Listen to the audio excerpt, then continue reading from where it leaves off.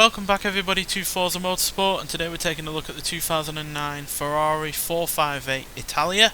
So this was produced between 2009 and 2015, a replacement for the F430. We've already looked at the Scuderia version of that vehicle, and the Spider variant of this came along in 2011, and the higher performance variant, the Speciale, came about in 2013, and the convertible version of that came across a year later. So this is a really rather handsome looking car, but it is the start of what I'd like to call the modern Ferrari as of right now, in terms of the way it looks, in terms of the performance, and the obvious gains in power and speed and performance that would go off into the stratosphere, quite frankly, over the next few years. But there is still some old school elements to this as well, chief among which is the engine, which is a 4.5 litre V8 engine, which is largely similar to the 4.3 that we had in the 430 Scuderia, but it now has 560 horsepower, 562 horsepower should I say, and 398 pounds-feet of torque, as well as obviously that slightly larger cubic capacity.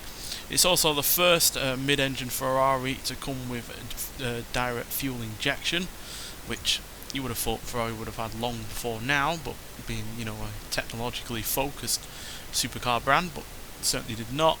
And to put that power through onto the wheels, it's got a 7-speed dual clutch automatic gearbox, and to keep all that power under check, it's got double wishbones at the front, multi-link at the rear, an E-diff, carbon ceramic brakes, and adaptive dampers on top of all of that. And it's got a modicum of practicality with the frunk, and again what would become more of the typical modern Ferrari interior, where a lot of the buttons are on the steering wheel, and there's very little else going for it in terms of creature comforts. But it is a driver focused car at the end of the day, but I just wish they didn't do the stupid thing with putting all the other buttons on the wheel, because ultimately the wheel turns, and therefore not all of the buttons are going to be in the same place as they were when you started. So there is that. But I do like the look of this car, even though it's been informed by aerodynamic efficiency and the quest for downforce. So it generates 309 pounds of downforce at 124 miles an hour, and that's despite not having a traditional fixed rear wing or anything like that. So it does have a really rather nice looking profile to it, because it doesn't have any additional bodywork to generate that downforce. The bodywork itself is doing it, and that's a really rather clever way of going about it, to be honest. So good looking car.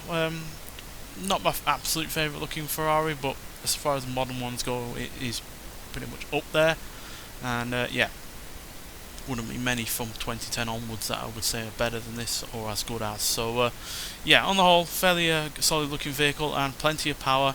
Does weigh a bit though, over say the likes of the 430 Scuderia at 3,274 pounds, so that is obviously a little bit more, but it does obviously have more power. So that ultimately does offset it that bit more, and at the end of the day, the extra power means at the top end it does have more grunt to push it over at least 200 miles an hour. So but nonetheless, let's get out onto a track and see what this car can do.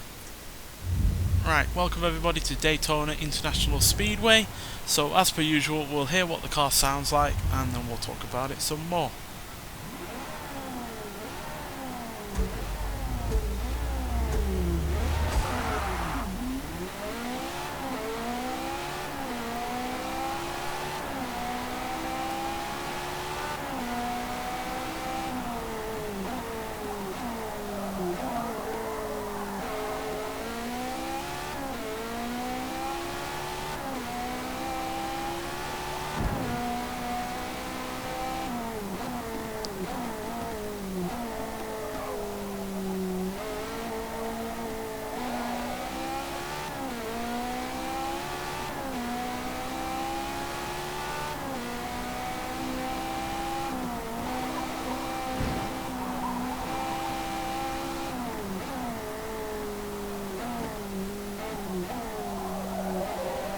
Fantastic sounding engine. It's kind of more of the same as what we saw in the 430 Scuderia, but with it sharing that car's engine to a large extent, that's no surprise, but it still is a fantastic sounding engine, and yeah, definitely one of Ferrari's best, especially in terms of the power delivery, the fact it's got a fair decent amount of torque, and yeah, that 7-speed double clutch automatic gearbox is really working wonders. It shifting quite quickly and yeah, making the most of the power.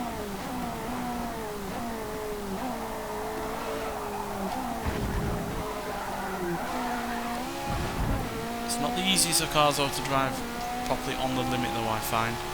I do find the Scuderia to be that little bit sharper, but then again it is the ultimate version of the F430, whereas this is obviously the base version of this.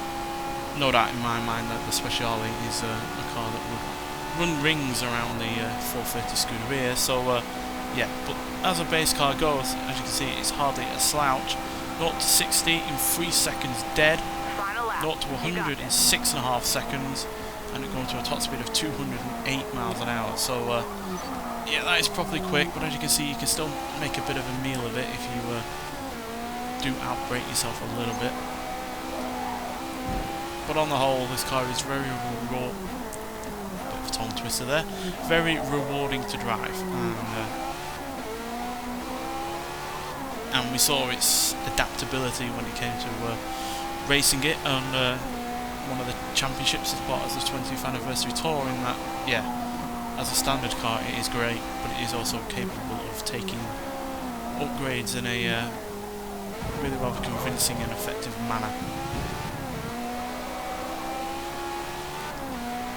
Which just shows that this is a really rather great platform overall. Even if the engine isn't, you know, as much of a leap forward as you might expect for a brand new Ferrari. But there are changes enough there to make it better. You know, you got the extra 50 odd horsepower. The gearbox is going to make most of that power and torque more than the gearbox in the old 430 Scuderia, and yeah, ultimately that extra power does give it that better top end speed as well. So yeah, on the whole, fantastic engine, and overall a really, really good car. I am genuinely surprised that it's taken me this long to actually review it.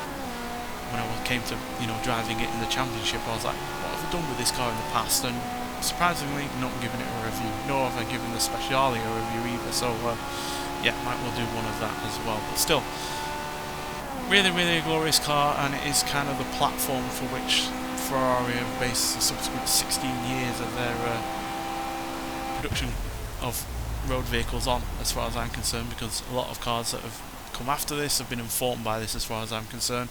Yes, they've moved on in terms of turbocharging and you know, bringing even an SUV out and such, but this is the basis for future cars, and yeah, I don't think they really have come as close as they might well have expected with the mid-engine rear-wheel drive variants of other vehicles as close to this. Yes, there have been other ones that are more like front engine that I enjoy more than this, like the F12 TDF. I think that car is glorious, but as far as their mid-engine variants go, this is probably one of their best, and yeah, one that I haven't found to be superseded all that well. So yeah, but nonetheless, thank you for watching, and I'll see you in the next one. Bye.